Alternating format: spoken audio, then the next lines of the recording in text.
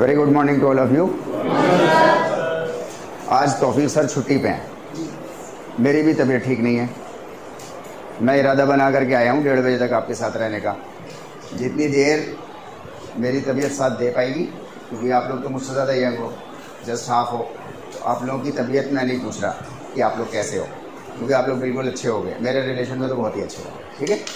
जितनी देर 2 पीरियड तो कहीं नहीं गए, 2 पीरियड के बाद फैसला करेंगे कि हम लोग अभी और बैठ पाएंगे या नहीं बैठ पाएंगे, ठीक है नहीं, राइट। क्योंकि ऐसे मौके जो है वो हम लोगों को बार बार नहीं आते कि जहाँ पर जो है वो हमको कहीं एक्स्ट्रा क्लास मिल जाए।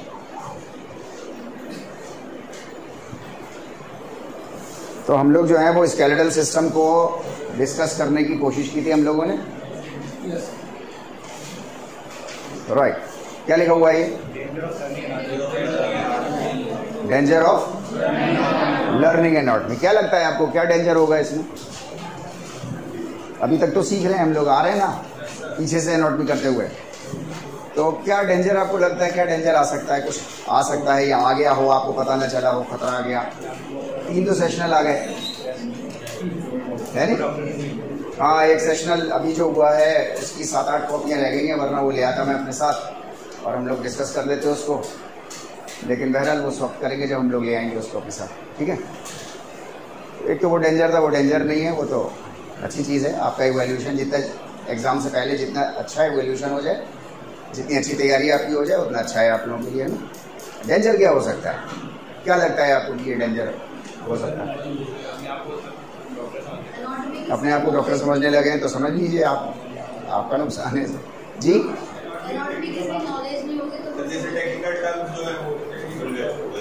टेक्निकल टर्म्स हैं और ना पढ़ना डेंजर है, तो ये तो एनाटॉमी का डेंजर थोड़ी है, तो किसी भी चीज़ का डेंजर है। और क्या डेंजर हो सकता है?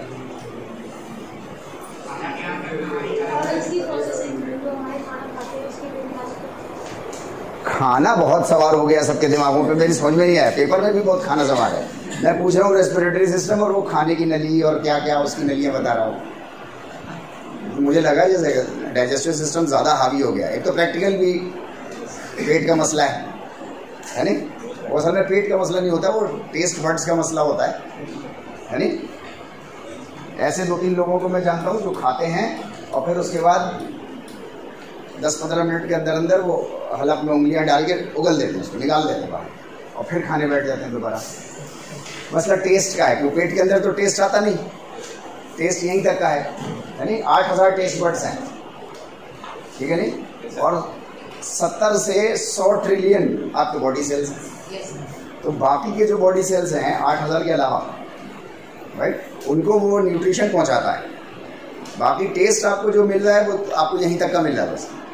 एक बार आपने नीचे किया तो आपको मिल नहीं रहा, राइट। लेकिन डाइजेस्टिव सिस्टम मैं देख रहा हूँ कि आप लोगों ने, ज़्यादातर लोगों ने डाइजेस्टिव सिस्टम को अच्छा भी लिखा है और कुछ ज़्यादा भी लिख दिया, ओवर डाइजेस्टिव सिस्टम लिख दिया। मतलब जहाँ नहीं लिखना था वहाँ पर भी डाइजेस्टिव सिस्टम पेल दिया, या तो लेटेस्ट था वो चल रहा था, अभी तो दिमाग में जल्दी याद हो गया होगा, आई डोंट नो क्या हुआ, वो सब हम लोग डिस्कस करें। और क्या डेंजर लग सकता है आपको कि डेंजर ये आ जाएगा? बड़ा खतरनाक ही डेंजर आएगा आप लोगों के पास, राइट। और वो डेंजर क्या आएगा? वो डेंजर आएगा रियल खून का, राइट। अभी जो है वो हम लोग कुछ दिनों के बाद जो है वो कैडेवर के लिए तो कोशिश हमने पिछले साल भी करी थी, परमिशन नहीं मिल पाई, क्योंकि अब जो है वो ह्यूमन बॉडी को लेना मेडिकल कॉलेजेस के लिए भी बहुत मुश्किल हो गया है, राइट। जिस वक्त मैं स्टूडेंट था और हम लोगों ने कैडेवर पे काम किया था तो 20-20, 25-25 कैडेवर्स रखे रहते थे और रिजर्व करके रखते थे उसको, और बैच वाइज वो इस्तेमाल करते रहते थे। पिछले साल हमने कोशिश करी तो पिछले साल जो है वो उनके पास शायद 2 या 3 कैडेवर्स थे, और वो तीनों कैडेवर्स की हालत इतनी बुरी थी कि मीन्स एक मसल का फाइबर, एक हड्डी सब अलग अलग हो गया था, मतलब सब कुछ अलग हो गया था उसका, जिसको कहते हैं ना कीमा बन गया था। तो वो कीमा बन गया था लिटरली, क्योंकि वो 1 बैच, 2 बैच, 3 बैच, 5वां बैच जो था वो उस साल आया था। उनके चेयरपर्सन से मैं मिला पिछले साल, क्योंकि मैं चाह रहा था अपने बैच को ले जाना, पिछले साल वाला जो था, जो अब BPEd 3rd सेमेस्टर में। तो उन्होंने कहा कि तारिक भाई आप जो हैं वो 50 बच्चे आप लेकर के आओगे तो एक बैच और हो जाएगा, तो हम आपको दिखा सकते हैं, बस ऐसा होता है कैडेवर। तो हमने कहा नहीं, वो हमें नहीं देखना, हमें तो काम करना है उस पर। हमारे बच्चों को आप स्कैल्पेल दो, या स्कैल्पेल वो लेके आएंगे, वो जो जिससे मारते हैं ना, नश्तर कहते हैं उसको उर्दू में, छुरी उसकी होती है, तो उस डिसेक्शन करना है हमारे बच्चों को। आप उनको दिखाओ कि मीन्स फीमर कहाँ होती है, वो बच्चा खुद निकाल के उसको दिखाए, आप गाइड कर दो उसको। हम इस तरीके की स्टडी चाह रहे हैं।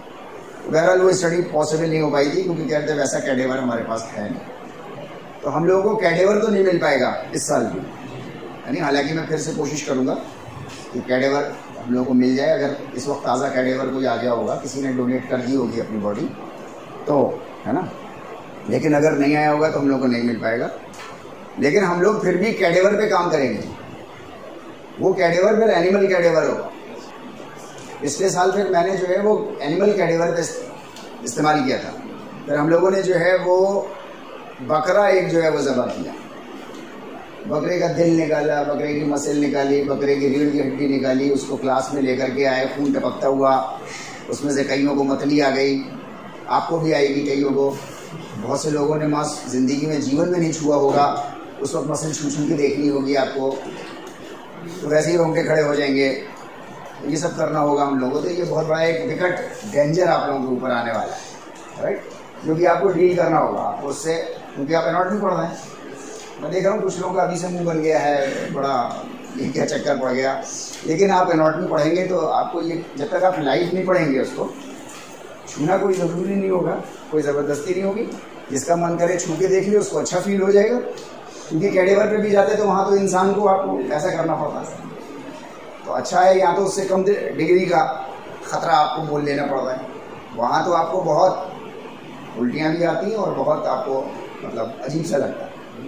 क्योंकि शुरू में हमको भी बहुत अजीब सा लगा था कि किसी एक मरे हुए इंसान को, जो कि मेरी और आपकी तरह बोल रहा था, चल रहा था, है ना, और अब उसको जो है वो काटा जा रहा है, उसकी स्टडी की जा रही है। तो अच्छी चीज़ है। मैंने भी बॉडी डोनेट कर रखी है, आप लोग भी अगर चाहें तो बॉडी डोनेट कर दिए।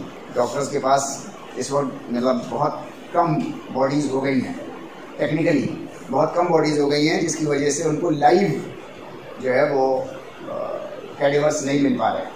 लाइव मतलब सचमुच के कैडेवर्स नहीं मिल पा रहे, जिंदा कैडेवर नहीं, मतलब सचमुच के कैडेवर्स नहीं मिल पा रहे। जबकि उनको कहा यह जाता है कि मतलब अब तो एनिमेशन आ गए हैं, अब तो डिजिटल कैडेवर्स बहुत मिलते हैं, डिजिटल कैडेवर पे कर लो।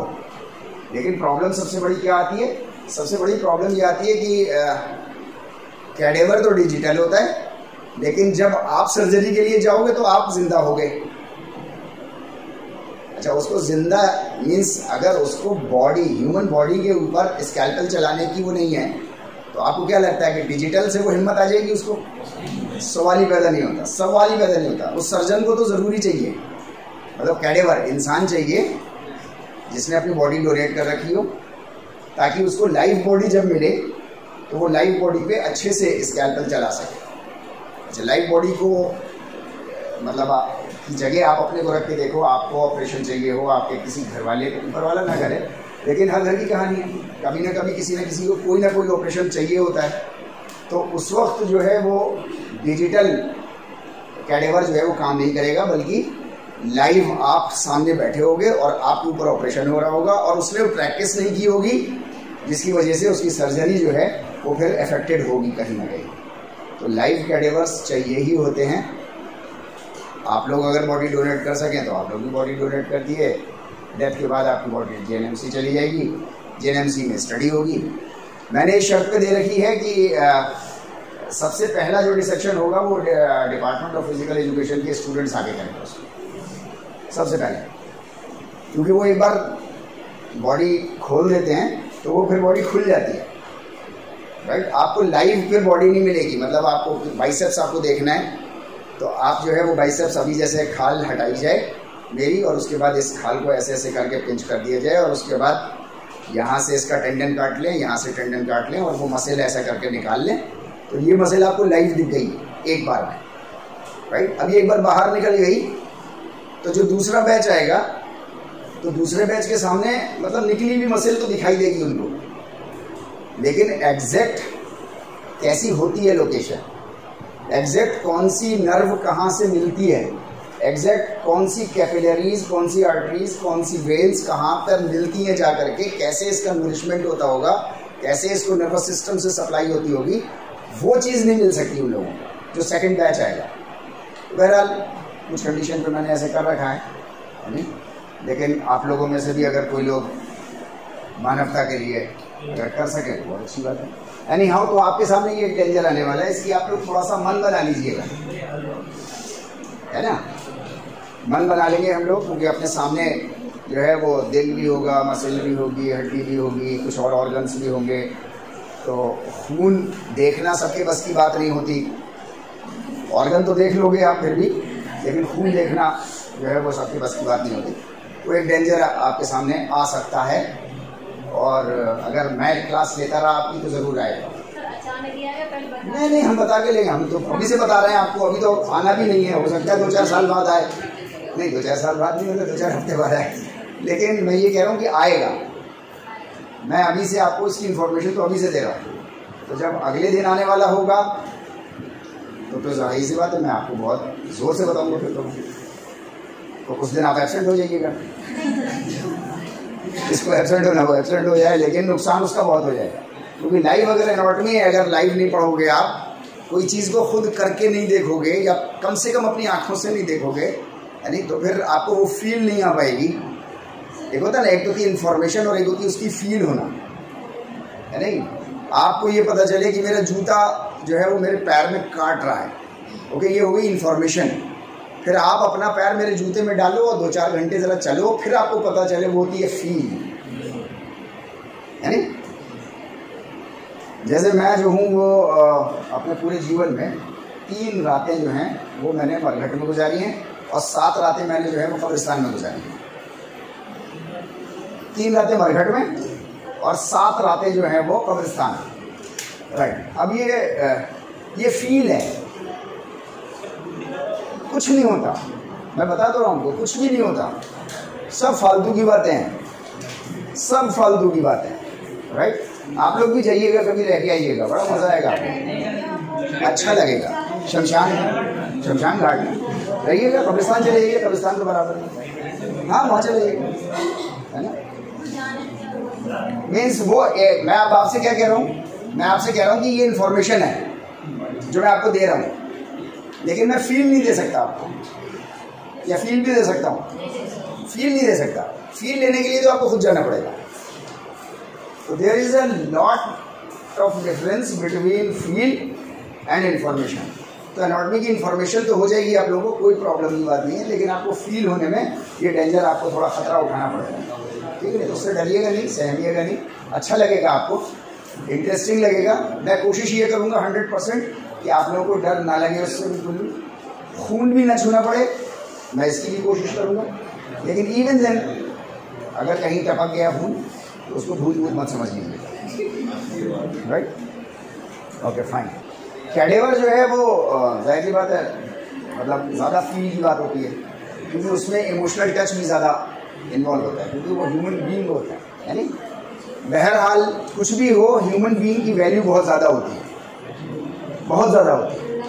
यानी आप देखो ना, किसी जानवर का एक्सीडेंट हो जाए रास्ते में तो कितने लोग रुकते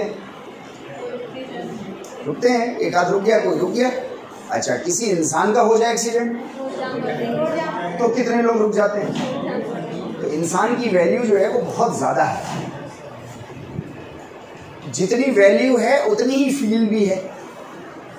इसलिए मैं कह रहा हूँ कि अगर कोई ह्यूमन कैडेवर है तो जाहिर सी बात है ज़्यादा फील की बात है, लेकिन अगर ह्यूमन कैडेवर नहीं है तब भी फील तो कहीं ना कहीं आप लोगों को आएगा उसका। जी क्या चीज़? ऑलमोस्ट सबके सेम होते हैं, गोट का और ह्यूमन बीइंग्स का, बल्कि सभी का ये शरीर जो है वो ऑलमोस्ट एक सही है। एनिमल्स का रिक्वायरमेंट भी सेम है। हाँ, ये हो सकता है कि उनकी 2 पसलियाँ ज़्यादा हों, आपकी 24 हैं, उनकी 26 हों, उनकी 28 हों, ये हो सकता है। आपकी वर्टिब्रल कॉलम जो है फॉर एग्जांपल 33 हैं, हो सकता है उनकी 35 हों, उनकी 37 हों, ये हो सकता है। लेकिन आपको नहीं, मसल हो सकता है मसल सेम ना हो, लेकिन मसल के जो काम करने का तरीका होगा वो बिल्कुल सेम होगा, स्ट्रक्चर जो होगा वो बिल्कुल सेम होगा। आप जब उसको अंदर से काटोगे, अंदर से डिसेक्शन करोगे उसका, तो वो बिल्कुल सेम होगा। मसल्स का भी सेम होगा, बोन्स का कंपोजिशन भी सेम होगा। जो केमिकल कंपोजिशन है वो एनिमल्स की बॉडी का और आपकी बॉडी का सेम है, जिसकी वजह से रिक्वायरमेंट्स भी सेम है दोनों की। उनको भी भूख लगती है तो खाना खाते हैं, आपको भी भूख लगती है तो खाना खाते हो। वो बॉडी भी दौड़ती है तो थक जाती है, आप भी दौड़ते हो तो थक जाते हो। ऐसे बहुत सारी चीज़ें हैं, राइट। तो आपको कहीं नंबर्स में से आगे पीछे हो सकता है, प्लस माइनस कुछ हो सकता है, लेकिन एनी हाउ होगा वही। हार्ट का साइज चेंज हो सकता है, लेकिन चैम्बर्स उतने ही होंगे। अगर इंसान के अंदर 4 चैम्बर है तो उसके अंदर भी 4 चैम्बर होंगे, किसी के अंदर 2-2 चैम्बर भी होते हैं, लेकिन हम 4 चैम्बर वाला लेकर के आएंगे ताकि हम 4 चैम्बर देख सकें अपनी आंखों से। हार्ट के अंदर, लंग्स के अंदर जो स्ट्रक्चर होता है वही सेम स्ट्रक्चर उनका भी होता है, सेम। एल्वियोलाई वैसे ही होंगे, वैसे ही उनके एयर सैक्स होंगे, वही उनके जो है वो ब्रोंकियल्स होंगे, वही उनका ट्रैकिया होगा, सेम। हाँ, थोड़ा बहुत कहीं आपका सी शेप, ह्यूमंस का सी शेप जो है वो थोड़ा ऐसे करके खुलता होगा, उनका जो है वो थोड़ा ऐसे खुल गया होगा, ऐसा फ़र्क होगा, इतना सा। तो वो कोई बहुत बड़ा फ़र्क नहीं होगा। हमें असल में अंदर मतलब बॉडी ऑर्गन्स देखने हैं विद अ स्लाइट डिफरेंस। तो वो जहाँ जहाँ डिफरेंस होगा वहाँ वो मैं आपको डिफरेंस बता दूंगा कि यहाँ यहाँ ये डिफरेंस है, तो कोई प्रॉब्लम की बात नहीं है। हमें फील हो जाएगा कि हाँ भाई ऐसा ऑर्गन ऐसा होता है, ठीक है नहीं, राइट। एक हम लोग छोटा सा रिवीजन कर रहे हैं बस। कितने सेल्स हैं स्केलेटल सिस्टम के? 4 हैं। कौन कौन से? फिर से बोलो जरा। एक बोला किसी ने ऑस्टियोब्लास्ट और ऑस्टियोक्लास्ट, ऑस्टियोसाइट्स, ऑस्टियोप्रोजेनिटर, लेकिन कम लोग बोल रहे हैं। मैंने आपको बोला एनाटॉमी जो है वो कंटिन्यूसली आपको रोज आना, बड़ी बेवफा होती है ये एनाटॉमी जो है नहीं, लाइक ज्योग्राफी एंड हिस्ट्री, रात को रटी सुबह को सफा, है नहीं।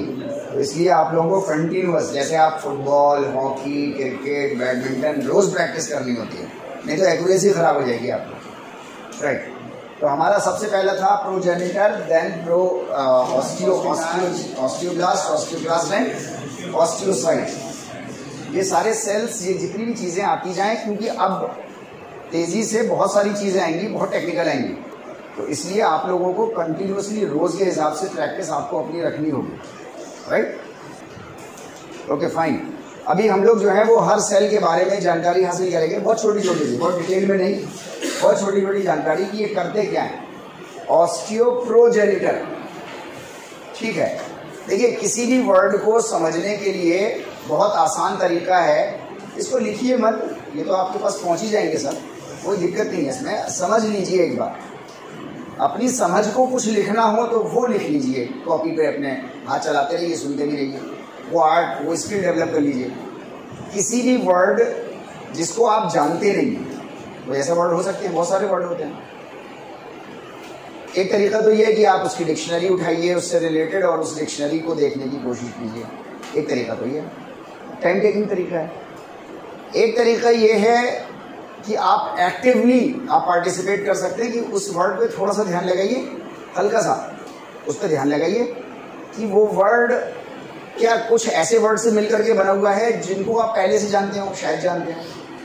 जैसे फॉर एग्जाम्पल ऑस्टियोप्रोजेनिटर, ऑस्टियो एक वर्ड है जो आप जानते हैं, रिलेटेड विद बोन्स, जानते हैं ना ये, राइट। प्रो जानते हैं, प्रो मतलब नहीं, हाँ मतलब पहला भी, प्रो मतलब पहला भी, और प्रो मतलब फेवर करने वाला भी। जैसे कहते हैं ना कि वो तो उनका प्रो है, वो तो उनका एंटी है, एंटी मतलब वो तो उनके अगेंस्ट में रहता है, या वो उनका प्रो है, राइट। तो पहला भी और फेवर करने वाला, राइट। जेनिटर, जेनिटर से कुछ समझ में आ रहा है?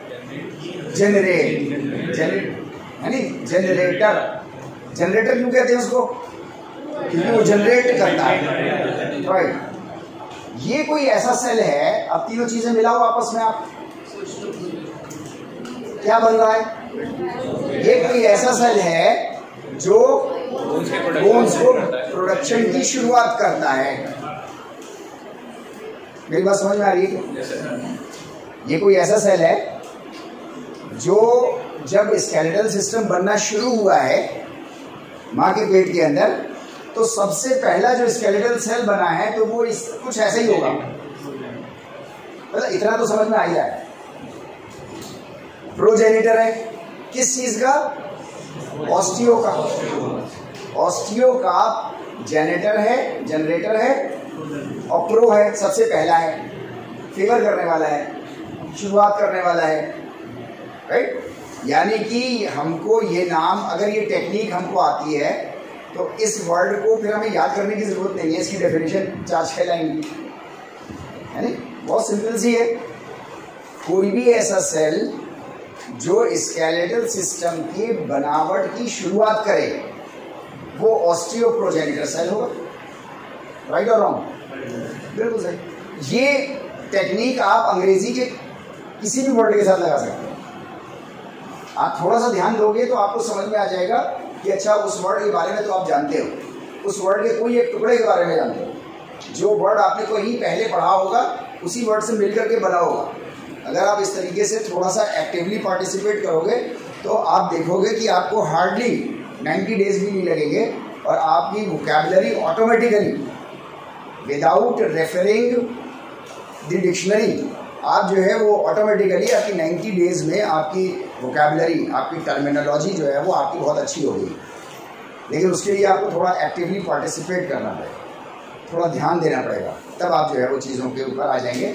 तो ऑस्टियोप्रोजेनिटर सेल हमारा वो सेल होता है जो स्केलेटल सिस्टम जब बनना शुरू होता है माँ के पेट में, तो वहाँ पे सबसे पहला सेल जो आता है वो ऑस्टियोप्रोजेनिटर होता है। राइट। एक बार बनना ये शुरू हो गया, इसकी जो वो ये एक बार इसने बनाना शुरू कर दिया, फिर उसके बाद जब हड्डी बन गई तो हड्डी के ऊपर एक आउटर कवरिंग होती है पेरिस्टियम के नाम से।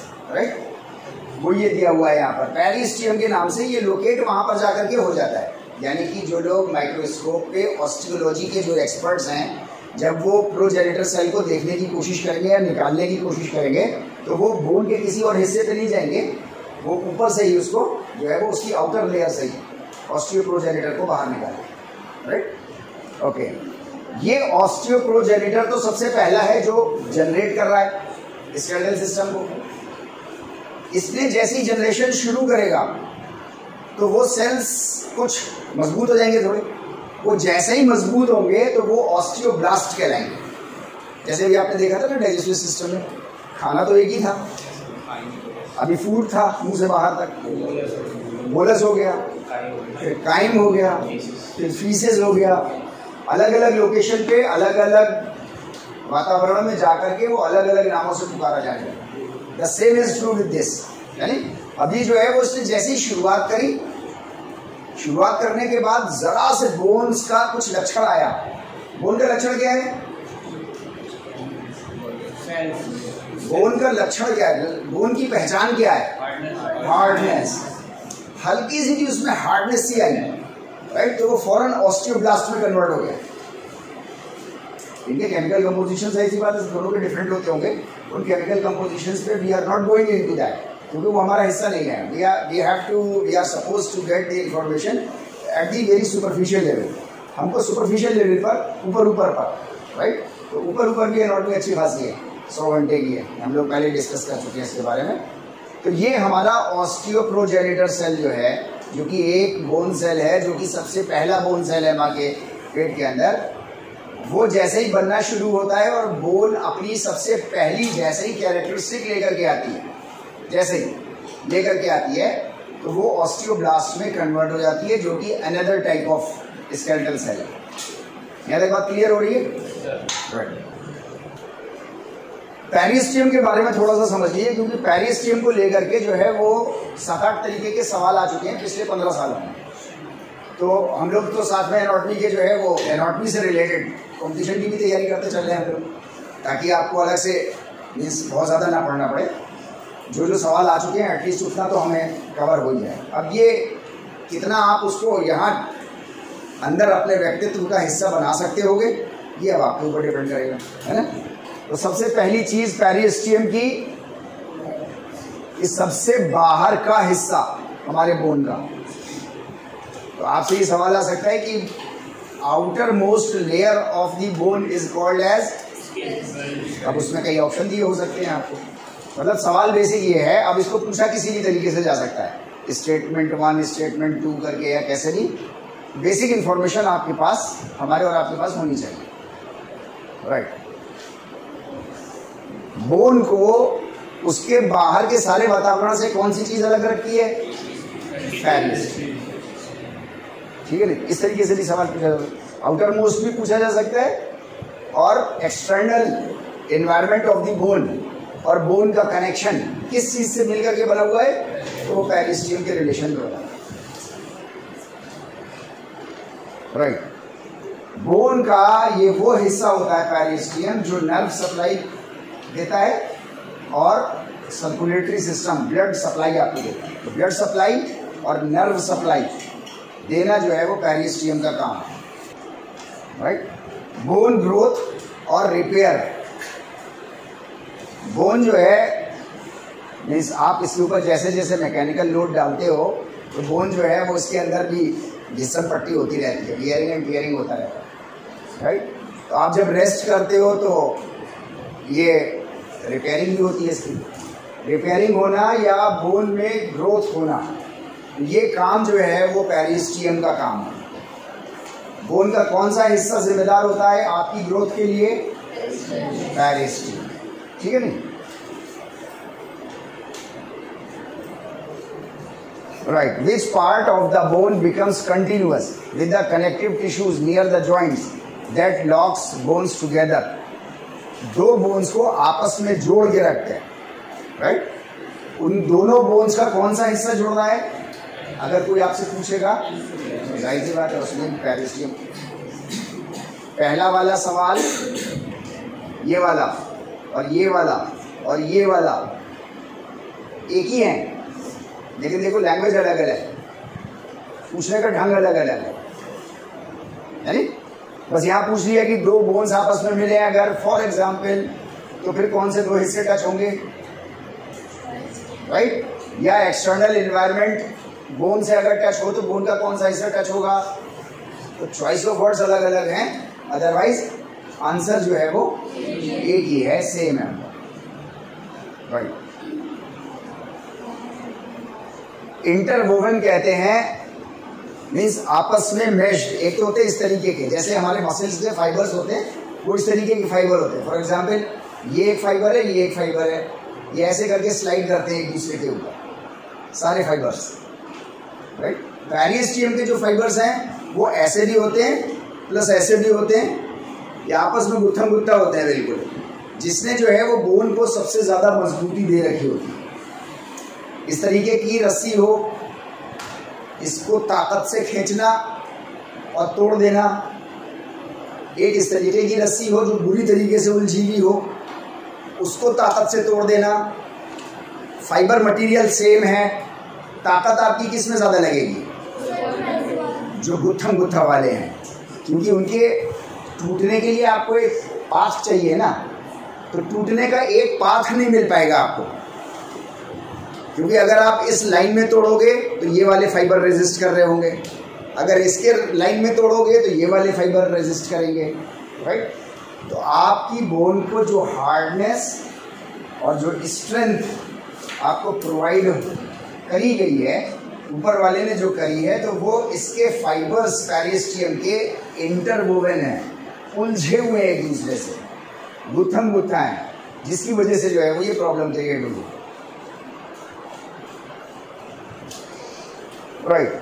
ऑस्टियोब्लास्ट, ऑस्टियोब्लास्ट भी हमारा एक सेल है, ठीक है। ऑस्टियोब्लास्ट किससे बना है? ऑस्टियोप्रोजेनिटर से। ऑस्टियोप्रोजेनिटर का second stage is called osteoblast, ठीक है ना, राइट। बोन फॉर्मेशन के काम आते हैं ये, अब बोन फॉर्म होना शुरू हो गई है, हल्की सी हार्डनेस आई तो वो ऑस्टियोब्लास्ट कहलाए। अब वो बोन पूरी की पूरी जो है वो बोन बनना शुरू हो जाएगी। इसकी पहचान देखिए, यहाँ पर आपको कहीं पे मिलेगा प्रोजेनिटर, कहीं पे आपको मिलेगा ब्लास्ट, कहीं को आपको मिलेगा क्लास्ट। तो याद करने का एक और तरीका है कि आप किसी ऐसी चीज़ से उस चीज़ को जोड़ लीजिए जो आप पहले से जानते हो। इसको कहते हैं एसोसिएटेड लर्निंग। आपको किसी भी सब्जेक्ट में काम आएगा। एसोसिएटेड लर्निंग वो लर्निंग होती है कि आप जो है वो फॉर एग्जाम्पल कोई चीज़ है, मैं कैसे कहूँ इसको, मैं मीन्स कुछ चीज़ों की यादें होती हैं। अच्छा, वो याद जो है वो आपकी जुड़ी हुई होती है उनकी निशानियों से। फॉर एग्जाम्पल आप अलीगढ़ आए हुए हैं, जो लोग बाहर से आए हुए हैं, जिनकी इस वक्त माताजी यहाँ पे नहीं है या बड़ी बहन यहाँ पर नहीं है, राइट, यहाँ पर आपने किसी एक ख़ास खुशबू को सूंघा खाने की, कहीं से भी सूंघा, तो आपको ऑटोमेटिकली जो है वो अपनी माँ याद आ गई या अपनी बड़ी बहन याद आ गई या अपनी मौसी या खाला याद आ गई, राइट। क्यों याद आ गई आपको? क्योंकि उससे एसोसिएटेड थी वो। मतलब वैसे ही कुछ खाना का पकवान जो था, कुछ ऐसी खुशबू जो है वो, मतलब हमको वहाँ भी ऐसा आता था, ऐसी फील आती थी, राइट। इसे कहते हैं एसोसिएटेड लर्निंग। अगर आप कोई नई चीज़ सीख रहे हैं और उसको किसी चीज़ से एसोसिएट कर लीजिए तो आपको उसको याद करना बहुत आसान हो जाता है। जैसे हम लोगों ने बात करी अभी ऑस्टियोप्रोजेनिटर, आपने किसी चीज़ से उसको एसोसिएट कर लिया, ठीक है नहीं। जैसे हम यहाँ पर एसोसिएट करने की कोशिश कर रहे हैं ऑस्टियोब्लास्ट। ब्लास्ट का ये जो बी है, राइट, ये बी इज फॉर बिल्डिंग, बनाना। अच्छा, बिल्डिंग मतलब बनाना, किसी भी चीज़ को बिल्ड करना, किसी भी चीज़ को डेवलप करना, फॉर्म करना और फिर ग्रो करना, राइट। ऑस्टियोब्लास्ट का काम क्या है? बोन फॉर्मेशन का, बोन बिल्डिंग का, ठीक है नहीं। अगर आप इसको ऐसे एसोसिएट कर लें, एक तरीका तो ये है कि आप इसको याद कर लीजिए, याद कर लीजिए जब तक एग्जाम ना हो जाए। जब एग्जाम हो जाए तो उगल दीजिए, निगल दीजिए, खत्म हो गया बात। एक है आपके व्यक्तित्व का हिस्सा बन गया। अगर आप इसको एसोसिएटेड लर्निंग कर लेंगे तो ये आपके जो है वो आपकी पर्सनैलिटी का हिस्सा हो जाएगा, राइट। ओके, बोन मैट्रिक्स जो होती है वो भी वैसी उलझी हुई होती है। मैंने आपको याद हो माइक्रोस्कोपिक, जब हम लोग बात कर रहे थे माइक्रोस्कोप की जहाँ बात की थी और माइक्रोस्कोपिक एनाटॉमी की बात की थी, तो वहाँ पर हमने आपको बोन सेल दिखाया था, जिसको मैंने कहा था कि बड़ा खूबसूरत सा है। इसका इस उसके तो डिज़ाइन के तो कपड़े आते हैं, राइट। हाँ, तो वो बोन मैट्रिक्स था। बोन मैट्रिक्स भी उसी उलझाव को कहते हैं कि फाइबर्स आपस में उलझे हुए हैं। एक तो बोन अंदर से उलझी हुई है, ऊपर से उसकी जो लेयरिंग है, क्या बोलते हैं उसको, आउटर मोस्ट लेयरिंग, पेरिस्टियम। तो पेरिस्टियम भी उलझी हुई है। अभी दो डबल ऑर्गन्स हैं, एक ही ऑर्गन है जिसकी डबल लेयर्स हैं, तो जो दोनों उलझी हुई हैं, राइट। मतलब हमें मजबूती का अंदाजा लगा सकते हैं हम उसकी कि कितनी मजबूत होगी।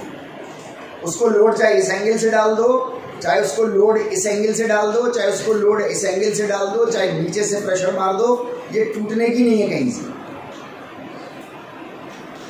लिमिट होगी टूटने की, लेकिन कोई एक बहुत बड़ी लिमिट होगी जब वो हड्डी टूट पाएगी, राइट। तो उसकी मजबूती जो है वो आपको प्राइमरीली ऑस्टियोब्लास्ट सेल से मिलती है।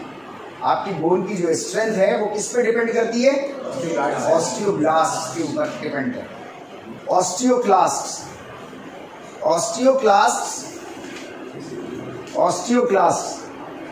वो सेल्स होते हैं जो हमारी बोन के टिश्यूज को डिसॉल्व करके उसके अंदर से कैल्शियम बाहर निकालते हैं।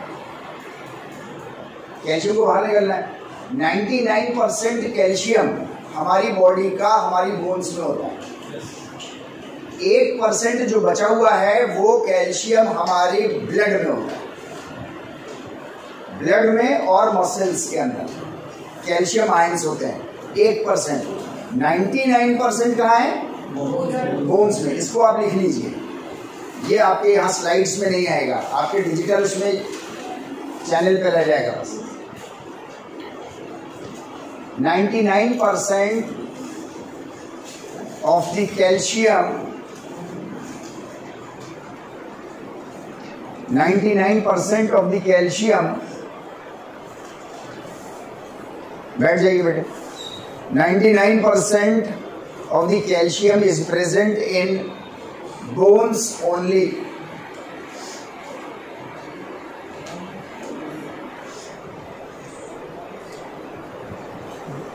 Full stop. Remaining 1%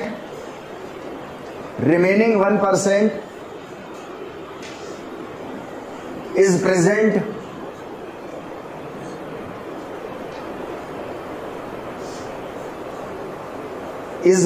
in blood and muscles. Blood and muscles.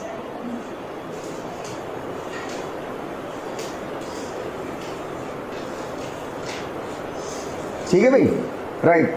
Bone dissolving, ये जो प्रोसीजर है कैल्शियम को बाहर निकालने के लिए, ब्लड में भेजने के लिए, उसके लिए ऑस्टियोक्लास्ट काम करता है। तो ऑस्टियोप्रोजेनिटर तो आपके स्केलेटल सिस्टम की शुरुआत करके बैकडोर चला जाता है और ऑस्टियोब्लास्ट उसकी जगह आ जाते हैं। एक तो ये हो गया ग्रुप, यानी कि फॉर्मेशन का, यानी और डेवलपिंग का आपका ऑस्टियोप्रोजेनिटर और ऑस्टियोब्लास्ट, ठीक है नहीं। अब आपकी बॉडी को कैल्शियम चाहिए लगातार। कैल्शियम एक इम्पॉर्टेंट जो है वो मटेरियल है जो आपकी बॉडी को कंटिन्यूसली चाहिए 24 घंटे रेगुलर काम करने के लिए। आपकी मसल्स काम कर नहीं सकती अगर उसके पास कैल्शियम ना हो। मुझे हाथ ऐसा है और यहाँ पर कैल्शियम खत्म हो गया फॉर एग्जाम्पल, अब ये कैल्शियम ना होने की वजह से आप लाख चाहो, पूरी बॉडी कांपने लगेगी, पसीने पसीने हो जाओगे, लेकिन आप ये हाथ उठा के यहाँ से आने ला सकते।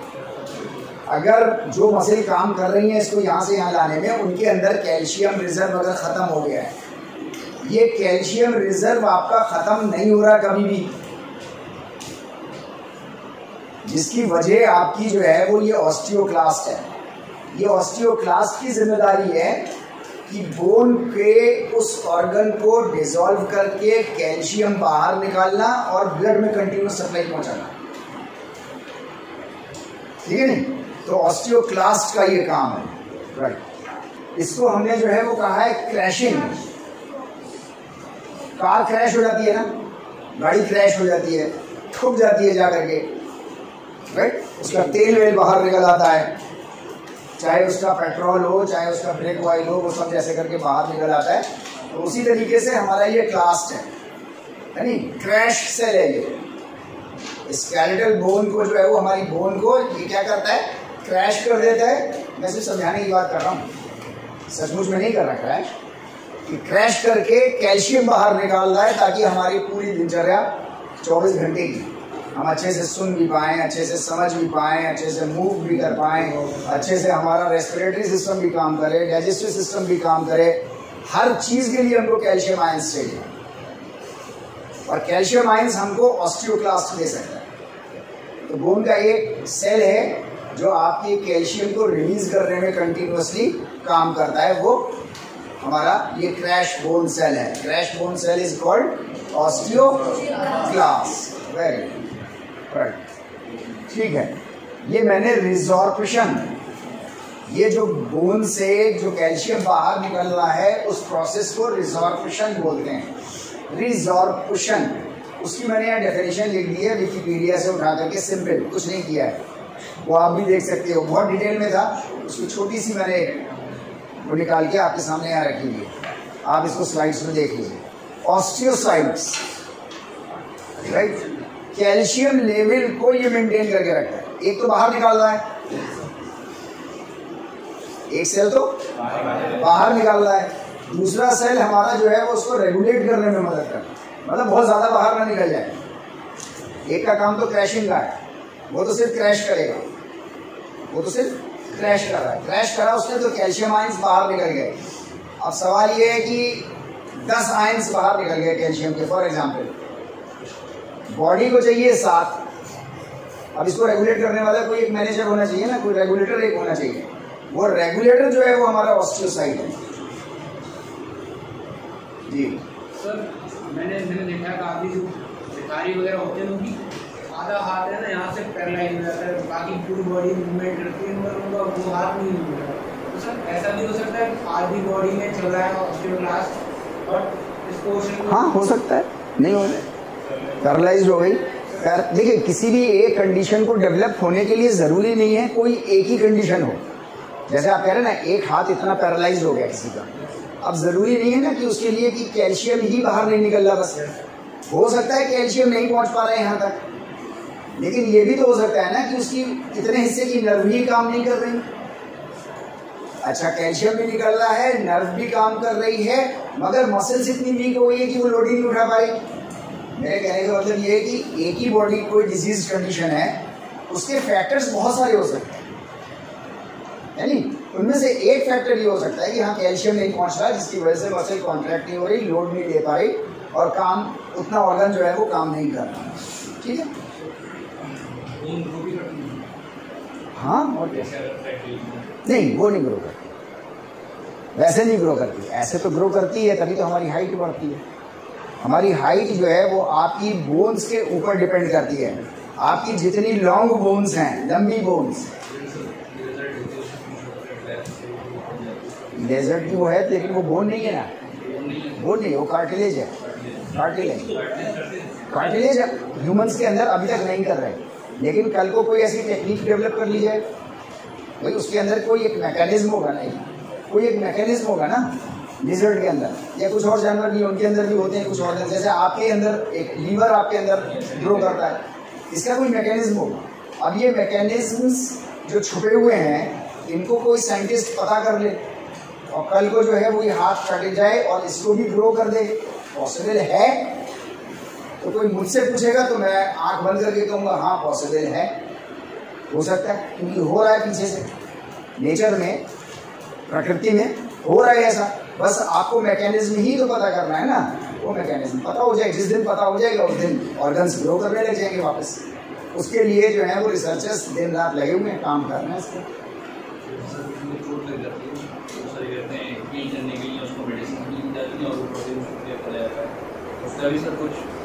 भाई मैं कह रहा हूँ कुछ मैकेनिज्म तो है ना जिसके तहत काम कर रहा है, कुछ मैकेनिज्म पता चल गया, कुछ मैकेनिज्म अभी इतने लेवल का नहीं पता चला कि हमारा जो है वो सिर का एक हिस्सा गायब हो जाए स्कल का, तो वो ग्रो कर दोबारा ग्रो करवा दें। अभी हैं भाई तो मैं कह रहा हूँ ना कुछ पता चल गया, कुछ नहीं पता चल पा रहे, लेकिन अगर जिस दिन पूरा मैकेनिज्म पता चल जाए तो हो सकता है कि पूरा हाथ ग्रो करने लगे।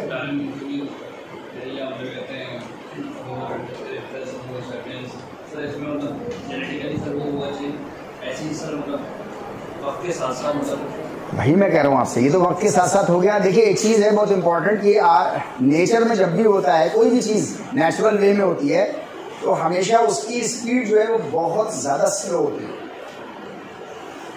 राइट। उसी नेचुरल किसी भी चीज़ के अंदर, किसी भी प्राकृतिक चीज़ के अंदर इंसान अपना हाथ लगा देता है, उसकी स्पीड जो है वो कई टाइम्स बढ़ जाती है। फॉर एग्जाम्पल अगर यहाँ पर कोई गंदगी पड़ी हो और आप उसको नेचर के ऊपर छोड़ दो कि वो खुद साफ हो जाए, तो खुद साफ हो जाए तो बहुत टाइम लगेगा भाई, हो सकता है 10 दिन लग जाए, हो सकता है 1 महीना लगे। हवा आएगी तो कुछ मटीरियल उड़ जाएगा, किसी के पैर में लगे कुछ चीज़ चली जाएगी, प्लीज़ 2-4 महीने में साफ हो जाएगा और बिल्कुल ऐसे ही हो जाएगा जैसा आप ये। अच्छा लेकिन इतने देर में 2-4 हफ्ते में 2-4 महीने में जब तक वो साफ होगी, जब तक वो 50 तरह की बीमारियां क्रिएट कर देगी यहाँ बैठने वालों को, राइट। अब इसका एक दूसरा ऑप्शन भी है आपके पास कि आप जो है वो अपना हाथ लगा दो उसमें और उसको 5 मिनट में साफ कर दो। भाई आपका डिपार्टमेंट आपके आने से पहले साफ होता ही है ना, सारा रोजाना होता है। ऐसा भी हो सकता है कि नेचर पे छोड़ दिया जाए, पहले बहुत गंदा हो जाएगा फिर बहुत कभी साफ हो जाएगा, तो लगेंगे 200-400 साल। एक तरीका ये है कि रोजाना साफ करते हैं उसको, तो ह्यूमंस जो हैं वो नेचुरल चीज़ों में हाथ लगा देते हैं तो उसकी स्पीड बहुत तेज़ हो जाती है।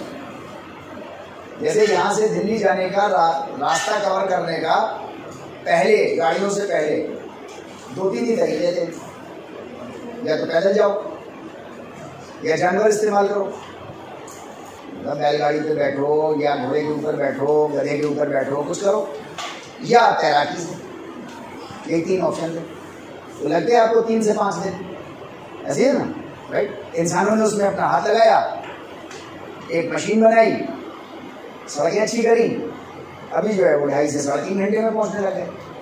वही चीज़ जो 3 से 5 दिन में हो रही थी, इंसान ने हाथ लगा करके उसको घंटों में चेंज कर दिया। कल को हो सकता है कि इसको जो है वो इंसान हाथ लगा करके आधा पौन घंटे में भी कर दे, पॉसिबल। 1989 में मेरा बड़ा भाई जो था वो अमेरिका गया पढ़ने के लिए, तो उसको करीब 33 से 35 घंटे लगे, 33 से 35 घंटे लगे दिल्ली से अमेरिका तक पहुंचने में, जिसको कहते हैं हम लोग 7 समुद्र पार, राइट। अभी आया वो तो मीन्स अभी 3-4 साल पहले, तो उसको जो है वो 21 घंटे लगे। अच्छा, 89 से अभी 3-4 साल पहले तक जो है वो इतने सालों में टेक्नोलॉजी ने इतना डिस्टेंस कवर कर लिया, 33 से 35 घंटे का 21 घंटा कर दिया। यानी कि और भी कम हो सकता है, स्पीड तेज हो जाए, नैनो टेक्नोलॉजी आ गई है, फाइबर और मजबूत हो जाए, बहुत लाइट हो जाए, स्ट्रेंथ बढ़ जाए इस इंजन्स की। आप देखो ना गाड़ियों की, अभी जो गाड़ियाँ आती हैं, अभी उनका पिकअप जो है वो पहले 5 सेकंड में 100 किलोमीटर होता है, ऐसे ही आती है ना, ऐसे ही मेजर करके दिया जाता है। आप लोगों की एज पे जब आप लोगों ने इस वक्त गाड़ियाँ ऐसे आ रही हैं, अभी भी हमारे हाईवे के रूल्स जो बने हुए हैं वो 100 किलोमीटर प्रति घंटे के बने हुए हैं, 80 से 100 घंटे के बने हैं बस, राइट। आपकी गाड़ी 5 सेकंड से 8 सेकंड में आपकी गाड़ी जो है वो 100 किलोमीटर जा रही है। यानी कि आगे चल के 2-4 साल बाद गवर्नमेंट को रूल चेंज करने पड़ेंगे। अभी आप देखो, आप गाड़ी में बैठो, जो आज गाड़ी निकल रही है अभी पिछले 7-8 साल से, आप उनमें बैठो, एसी वेसी चला के शीशे बंद कर लो, 100 किलोमीटर की रफ्तार ऐसे लगती है जैसे बहुत हल्के चल रहे हो, है नहीं? क्योंकि गाड़ी की स्ट्रेंथ ज़्यादा है, गाड़ी की स्पीड ज़्यादा है, लेकिन आप ज़्यादा चलाते हो तो चालान कट जाता है। तो अब क्या करना पड़ेगा गवर्नमेंट को? या तो टेक्नोलॉजी बंद करो, भाई टेक्नोलॉजी ऐसी रखो कि 80-100 तक ही पहुँचे लोग, 120 पहुँच जाए, बहुत पहुँचे, लेकिन आपने टेक्नोलॉजी तो पहुँचा दी 250 से 300 की, और स्पीड अब अभी भी वही रखी हुई हो, जिसकी वजह से उसको लगता है कि यार ये तो मैं बहुत स्लो चल रहा हूँ, तो हरा देता है उसको, राइट। तो मैं ये कह रहा हूँ कि इंसान का जब हाथ लगता है तो नेचुरल चीज़ों में जो है वो स्पीड बहुत तेज़ हो जाती है, राइट। पहले बहुत बड़े बड़े खेत आपको चाहिए होते थे और छोटी सी फसल होती थी, अभी आपको कम मात्रा का लैंड चाहिए है और फसल उसकी 10 गुना ज़्यादा होती है। पहले साल में एक फसल एक ही बार होती थी, अभी जो है वो साल भर आप उसको इस्तेमाल करते हो, राइट। मीन्स मैं ये कह रहा हूँ कि इंसान का हाथ लगने की बात है तो ऑर्गन ग्रो होते हैं, नेचुरली तो होते हैं, कुछ जानवरों के होते हैं, आपके अंदर भी हो रहे हैं। अब इनको जो है वो इंसान हाथ लगाने की कोशिश कर रहा है स्पीड तेज करके, और दूसरे ऑर्गन्स को भी ग्रो कर देगा। तो क्या कर देगा? अगर कोई मुझसे आज की डेट में पूछे तो हाँ, कर देगा। एक ज़माना था हम ही इंसानों के बीच में, जब कोई कहता था कि चांद पे, तो कोई मानने को तैयार नहीं होता था, सवाल ही पैदा नहीं होता कोई इंसान पहुंच जाए। उसको लोगों ने पीट के मार दिया, जिसने सबसे पहली फिक्शन नॉवेल लिखी कि चांद पे पहुंच गया इंसान, 130 साल पहले, जान से मार दिया उसको जनरल पब्लिक ने। तो पागल हो गया, दिमाग खराब हो गया, ये तो पागल हो गया। आज की डेट में अगर आप कहो तो आपको मार देंगे कि नहीं किया, है नहीं? इतना चेंज आ जाता है। तो इंसान हाथ लगाता है, हो जाती है चीज़ें। हाँ, ये अलग बात है, देर सवेर होंगी तो ये गलत है। पानी नहीं पिएगी फिर आइए लोग। Welcome back. राइट, तो ऑस्टियोसाइट्स हमारे जो हैं वो हमारे कैल्शियम लेवल्स को हमारे फ्लूइड के अंदर, बॉडी फ्लूइड्स के अंदर, बॉडी के अंदर कौन सा फ्लूइड है जो हर चीज़ को ट्रांसपोर्ट करके ले जा रहा है? ब्लड है, ठीक है नहीं? ब्लड हमारे अंदर वो फ्लूइड है, वो तरल पदार्थ है जो आप आपके बॉडी के एक ऑर्गन से दूसरे ऑर्गन तक जो कुछ भी ले जाना है तो वो ले जाता है, ठीक है ना। न्यूट्रिएंट्स वो ले जाता है, O2 ऑक्सीजन वो ले जाता है, कार्बन डाइऑक्साइड वो ले जाता है, ऐसा ही है ना, राइट। कैल्शियम भी वो ले जाता है आपका, राइट। तो ये हमारा ऑस्टियोसाइट का काम है जो उसको रेगुलेट कर रहा है और रेगुलेट करके उसको जो है वो पूरी बॉडी में वो कर रहा है। जी क्या चीज़? प्लाज्मा ब्लड का एक हिस्सा होता है, ठीक है नहीं। जैसे अभी तो हम ओवरऑल जब ब्लड की बात कर रहे हैं तो ब्लड उसका मतलब है रेड ब्लड सेल्स भी, वाइट ब्लड सेल्स भी और उसका प्लाज्मा भी। Water content of the blood is plasma. जब हम ब्लड बात कर रहे हैं तो ये तीनों चीजें शामिल हैं उसमें। जब आप इसको बाइफरकेट कर दो, राइट, तो फिर आपको बाइफरकेट करना पड़ेगा। प्लाज्मा एक कंटेंट अलग, सेल वाला पार्ट फिर दो हिस्सों में डिवाइडेड, रेड एंड वाइट। इसके अलावा प्लेटलेट्स फिर वो अलग, ऐसे ही है ना, राइट। तो वो एज ए होल जब आप बात कर रहे हो तो उसको आप ब्लड ही कहोगे, ठीक है, राइट, फाइन। इस हिस्से को क्या कहेंगे? जी जो लोग नहीं बोल रहे वो बोल दें ज़रा, तो मुझे तसल्ली हो जाए कि हाँ।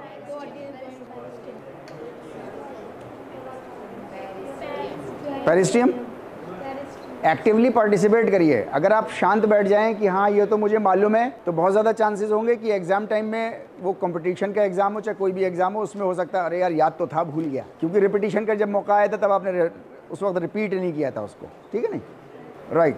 इसको पढ़ें और बताएं।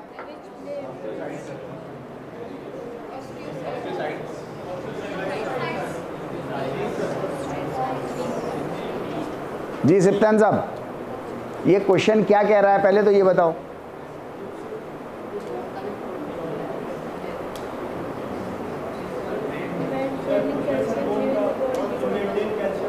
कैल्शियम के लेवल को मेंटेन करता है। इनमें से कौन सा है तीनों में से? ऑस्टियोसाइट है, पक्का है क्या? गुड।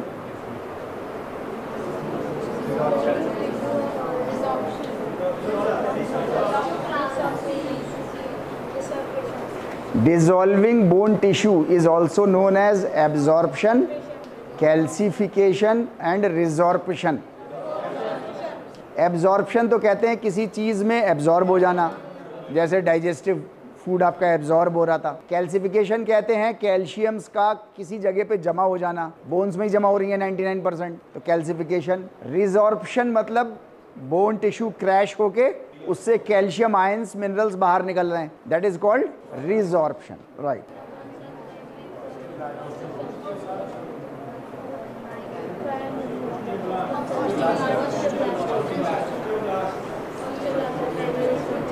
बोन फॉर्मेशन कौन कर रहा है?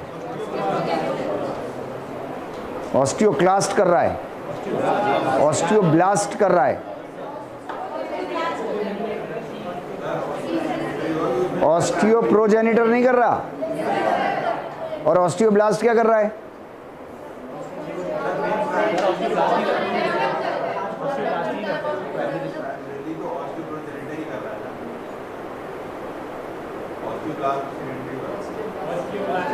ऑस्टियोब्लास्ट कर रहा है। अभी दो तरह के आंसर है हमारे पास। ऑस्टियोब्लास्ट कर रहा है, फैसला कैसे हो? सिक्का उछाल लें, जिसका सही हो जाए। जो हार जाए वो समोसे खिला दे दूसरे को, ऐसा भी है। जी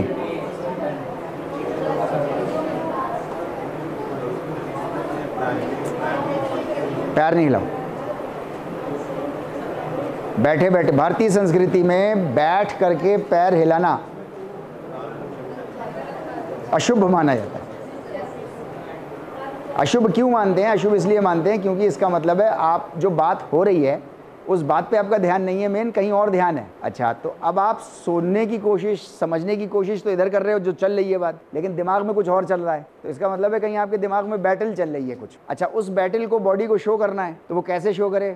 तो वो ऐसे ही शो करेगी, कभी वो पैर हिलाएगी, कभी वो चम्मच हिलाएगी, कभी पेन हिलाएगी, राइट। तो इसलिए शांत बैठे। देखो अभी भी लड़की सुन रही है मगर फिर भी हिला रही है, बिना जाने बूझे हिलता है। इसकी आदत डालनी पड़ेगी। हम लोग एक ऐसे टाइम में पैदा हुए हैं जहाँ पर यूट्यूब के शॉर्ट्स चलते हैं, इंस्टा की रील्स चलती हैं, तो फिर बॉडी कैसे रुक जाएगी एक जगह जब मोबाइल नहीं रुक रहा है एक जगह? एक रील को आप 3 से 5 बार देखो तो आपको थोड़ा ठहरने की आदत पड़ेगी, वो होता नहीं।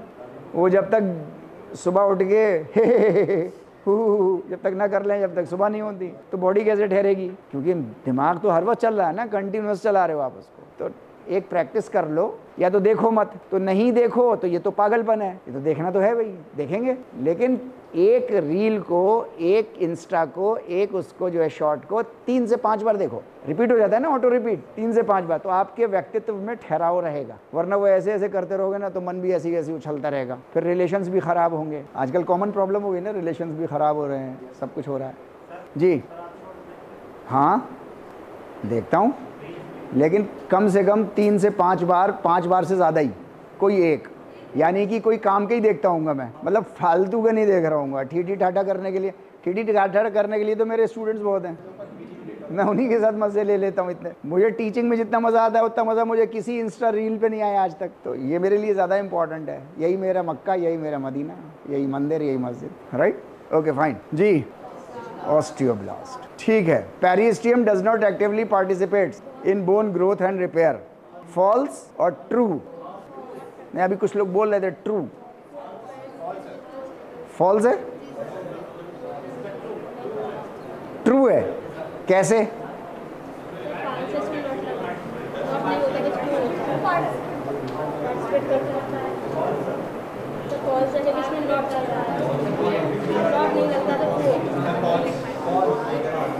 किसी भी सवाल को बहुत गौर से पढ़ने का होता है। देखिए, 2 अलग अलग सेंटेंस हैं, पेरिस्टियम एक्टिवली पार्टिसिपेट एक, और दूसरा सेंटेंस है डज नॉट एक्टिवली पार्टिसिपेट। ये 2 अलग अलग सेंटेंस है ना, तो दोनों के आंसर भी अलग अलग होंगे। तो अभी क्या आंसर होगा इस सेंटेंस के फॉल्स? अभी भी कोई ट्रू कह रहा है? नहीं, फॉल्स वाले ज़्यादा हैं, लेकिन ट्रू वाले भी हैं एक आध। वो शायद सवाल को नहीं समझ पा रहे, इसलिए ट्रू उनके मुंह से निकल रहा है।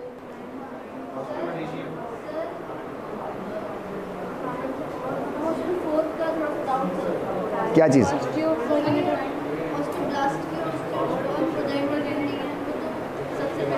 फॉर्मेशन कहते हैं, फॉर्मेशन कहते हैं कोई एक चीज़ बन गई, उसको फॉर्म कर रहे हैं अब आप, राइट? और कहीं कोई चीज़ नहीं है, उसको बनाना शुरू कर रहे हैं, उसको कहते हैं क्रिएट करना। तो क्रिएशन वर्ड नहीं है यहाँ पे, फॉर्मेशन वर्ड है। फॉर्मेशन जो है वो ब्लास्ट करता है, क्रिएशन जो है वो ऑस्टियोप्रोजेनिटर करता है, क्रिएट करता है। Getting my point? माँ का सेल और बाप का सेल मिल करके एक सेल बना, राइट? अब उस सेल के फर्दर डिविजन्स होंगे, आधी बॉडी माँ की, आधी बॉडी पिताजी की। ये 2 सेल मिल करके एक सेल बना। अब इस सेल से जितनी भी चीजें होंगी क्रिएट होंगी, ठीक है नहीं? ये जो क्रिएट होंगी, अब स्केलेटल सिस्टम भी यहाँ से क्रिएट होगा ना, ये जो क्रिएट होगा तो ये ऑस्टियोप्रोजेनिटर करेगा। जैसे ही एक बार उसके अंदर हल्की सी वो झलक आ जाएगी, हल्की सी झलक जैसे ही आएगी, वैसे ही वो कन्वर्ट हो जाएगा ऑस्टियोब्लास्ट में। अब जो बोन आगे जो बढ़ेगी उसको बोन फॉर्मेशन कहेंगे। स्टेप समझने की कोशिश करिए। शुरू में क्रिएट हो रही है बोन, क्रिएट होने के बाद फॉर्म हो रही है, मतलब अब 24 साल 25 साल तक चलती रहेगी ना फॉर्मेशन। अब ये जो फॉर्मेशन होगा जितना भी, ये सब ऑस्टियोब्लास्ट करेगा। लेकिन क्रिएट कौन करेगा? ऑस्टियोप्रोजेनिटर करेगा। तो शुरुआत कौन करेगा? ऑस्टियोप्रोजेनिटर शुरुआत कर देगा। जैसे ही शुरुआत हो जाएगी, अब फॉर्मेशन होना है, अब बोन फॉर्म होनी है, एडवांस फॉर्म में आनी है। तो एडवांस फॉर्म में जब आएगी तो वो कौन करेगा?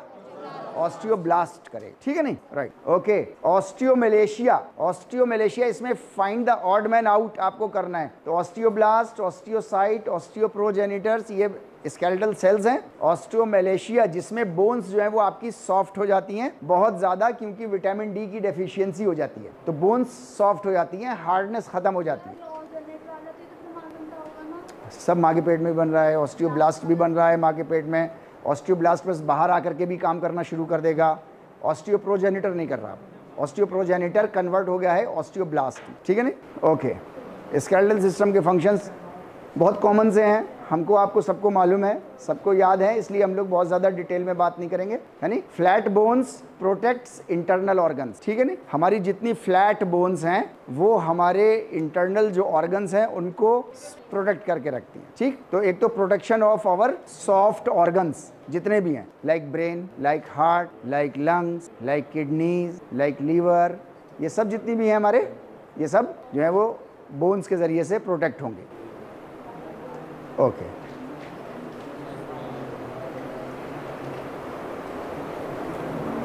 बोन के अंदर जो गूदा है, बोन मैरो है नहीं, और ये मतलब 99.9% जो है वो आपकी जो लंबी हड्डियां हैं, लंबी हड्डियां मतलब ये हड्डी, ये हड्डी, पैरों की हड्डियां, राइट, इनके अंदर जो है वो बोन मैरो है। बोन को आप तोड़ दो बीच में से तो उसके अंदर से उसका गूदा बाहर निकलेगा। वो जो गूदा है वो आपके ब्लड सेल्स बना रहा है, ठीक है नहीं।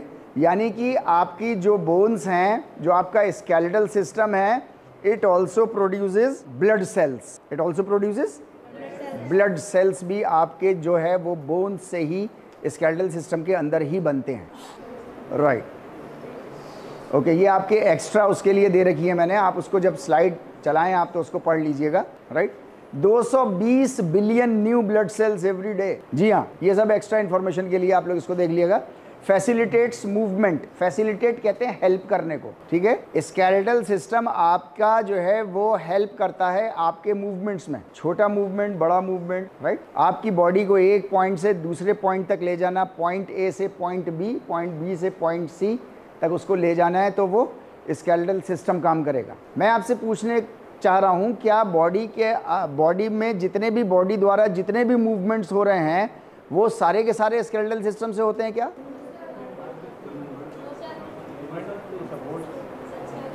स्केलेटल सिस्टम से सारे मूवमेंट्स होते हैं या कुछ और भी तरह के मूवमेंट्स हैं जो आपकी बॉडी में हो जाते हैं या बॉडी से हो जाते हैं?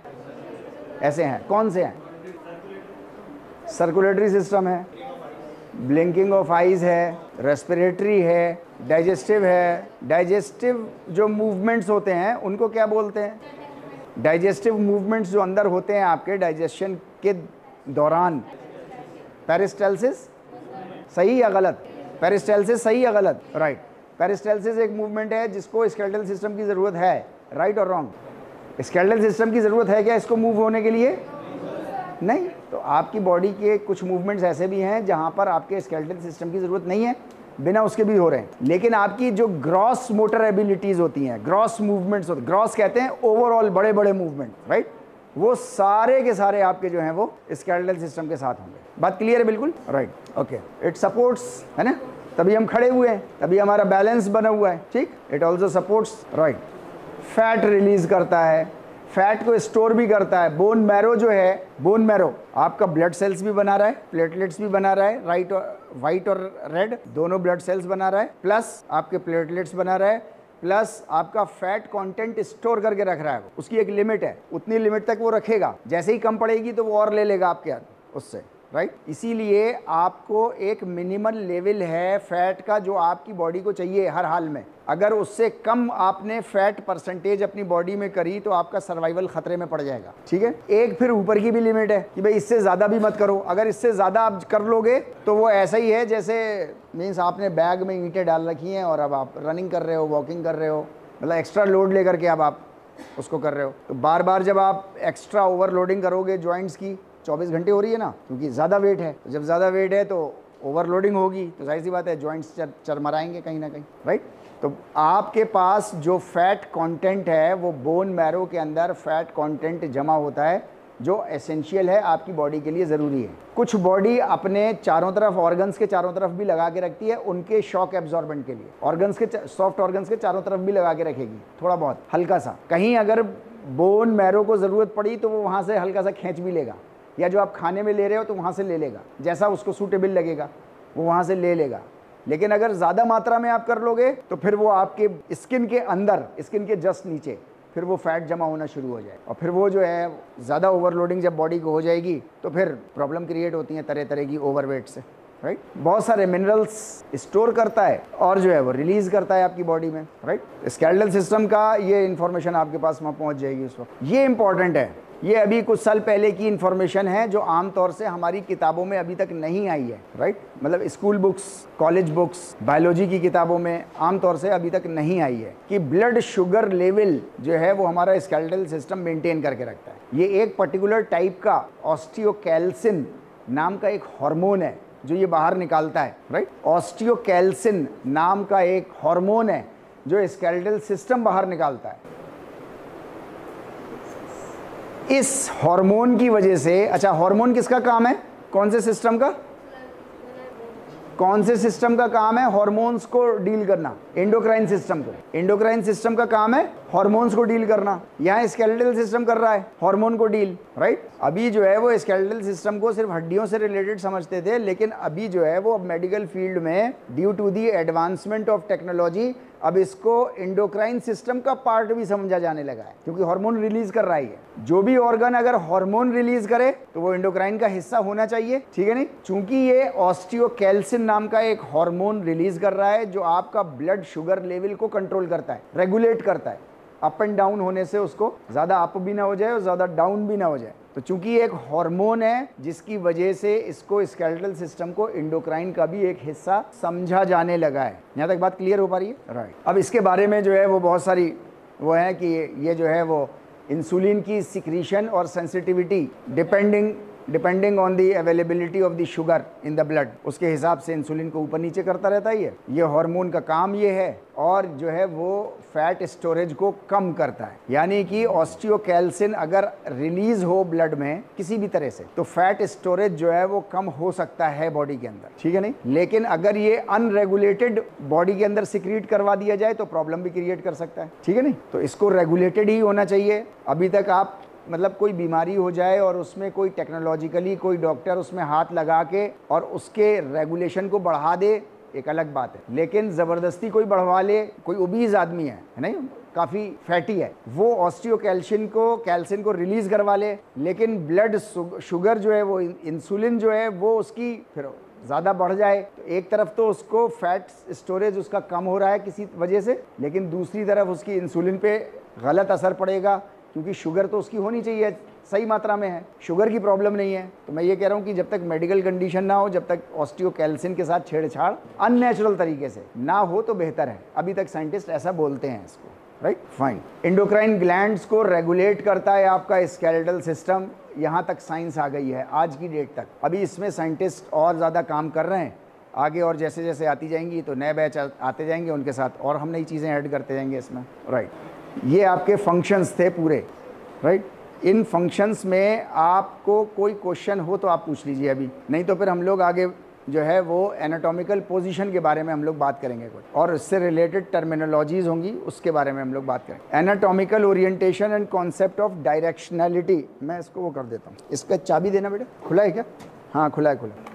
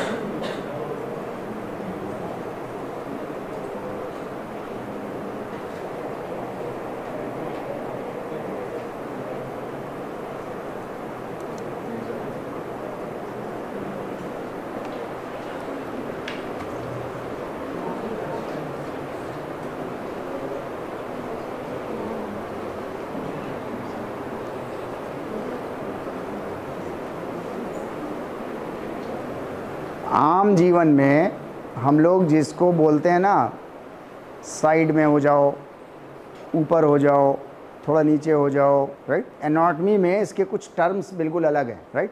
मेरे सामने आ जाओ, मेरे पीछे चले जाओ, राइट। ये आम भाषा हम लोग 24 घंटे में ऐसा करके बोलते हैं, राइट। एनाटॉमी फिजियोलॉजी में इसके लिए, इन सब चीज़ों के लिए जो है वो बिल्कुल कुछ डिफरेंट टर्म्स होते हैं। वो टर्म्स जो हैं वो हम लोगों को ज़रूर पता होने चाहिए और वो भी हमारी पर्सनालिटी का हिस्सा होना चाहिए। जैसे फॉर एग्जांपल आप देखो यहाँ पर लिखा हुआ है सुपीरियर। सुपीरियर मतलब जो हेड की तरफ हो, जो भी चीज़ हेड की तरफ हो। जैसे मैं आपको एक एग्जाम्पल दे रहा हूँ, उस एग्जाम्पल से आपके समझ में आएगी बात। जैसे heart is superior to liver. Heart is superior उस सेंस में नहीं जिस सेंस में हम और आप इस्तेमाल करते हैं कि सुपीरियर मतलब कोई ऑफिसर।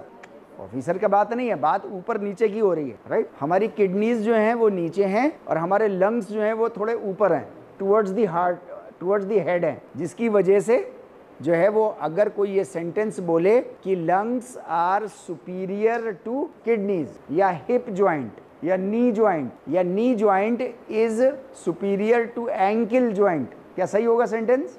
सेंटेंस सही है या गलत है? सही है, राइट। तो सुपीरियर मतलब जो ऊपर की तरफ हो और सिर की तरफ चले, ठीक है नहीं। एक तो ऊपर की तरफ एक दूसरे के रिलेशन में, और सिर की तरफ कोई चीज़ चले। ऐसे ही कोई चीज़ नीचे ज़मीन की तरफ चले तो ठीक है। जैसे ankle joint is inferior to hip joint, right और रॉन्ग? राइट, ठीक है नहीं, ऐसा करके। तो अब वैसे तो हम कहते हैं ऊपर नीचे, टॉप बॉटम ऐसा बोलते हैं ना, लेकिन एनाटॉमी में बोलते हैं सुपीरियर एंड इंफीरियर, राइट। बीच की line, this line is imaginary line and it is called as medial. Medial side of anything, बीच का हिस्सा। मीडियल साइड ऑफ एनीथिंग मतलब कोई बीच का हिस्सा। यहां तक बात क्लियर है? जैसे ये हाथ है, हाथ का ये साइड का हिस्सा और ये बीच का हिस्सा, राइट। तो इसको जो है वैसे क्या बोलते हैं हम लोग? मिडिल ऑफ द हैंड, बीच का हिस्सा। लेकिन एनाटॉमी में जब भी बोलेंगे तो एनाटॉमी में, एनाटॉमी के टर्म्स अगर आपको आते हैं तो मीडियल बोलेंगे, medial of the four arm. तो फिर जो एनाटॉमी के टर्म्स का आदमी है वो उसको हाथ यहीं रखेगा, फिर वो साइड में नहीं रखेगा, ठीक है। इसी तरीके से ये हमारे हाथों में और पैरों में ये दो तरह के अलग ज्वाइंट होते हैं। टुवर्ड्स शोल्डर है तो प्रॉक्सिमल, आपके हाथ ये जो मूव कर रहा है यहाँ से लेकर के और यहाँ तक का, और ये जो आपका पैर मूव कर रहा है हिप ज्वाइंट से लेकर के और नीचे तक का, ये जो है ये हमारे प्रॉक्सिमल्स हैं, राइट, ठीक है। ये धड़ जो है ये बिल्कुल अलग चीज़ है और ये हाथ हमारे जो है वो बिल्कुल अलग है। स्केलेटल सिस्टम बटा हुआ है ऐसे, ये पूरा धड़ एक तरफ और ये दो हाथ और ये दो पैर, इनकी एनाटॉमी फिजियोलॉजी एक तरफ, ठीक है नहीं, राइट। अभी जा तो हेड की तरफ रहा है लेकिन इसको सुपीरियर नहीं बोलते। जब हाथों की बात करते हैं हम, तो हाथों की बात करेंगे तो हमेशा प्रॉक्सिमल और डिस्टल। जब धड़ की बात करेंगे तो क्या बात करेंगे? Superior, inferior. जब हाथ और पैर की बात करेंगे तो प्रॉक्सिमल एंड डिस्टल, राइट। अभी अगर हम ऐसे बात करें जो हम लोगों ने पहले बोल रहे थे, राइट, कि ankle joint is inferior to knee joint, right और wrong? Ankle joint is inferior to knee joint, right or wrong? Ankle joint is inferior to knee joint, right or wrong? थोड़ा खिड़की खोल के हम लोग काम करें तो अच्छा रहेगा बहुत, है नहीं? क्योंकि अगर सवाल ही गलत हो तो फिर राइट रॉन्ग कैसा? अभी तो प्रॉक्सिमल और डिस्टल की बात होगी, अब पैर की बात है ना, तो हमेशा प्रॉक्सिमल और डिस्टल में बात होगी। अगर वो नहीं हो रही उसमें तो इसका मतलब है सवाल ही गलत है, और जब सवाल गलत है तो आंसर का क्या मतलब है? आंसर का औचित्य क्या बचा फिर? गेटिंग माई पॉइंट ना?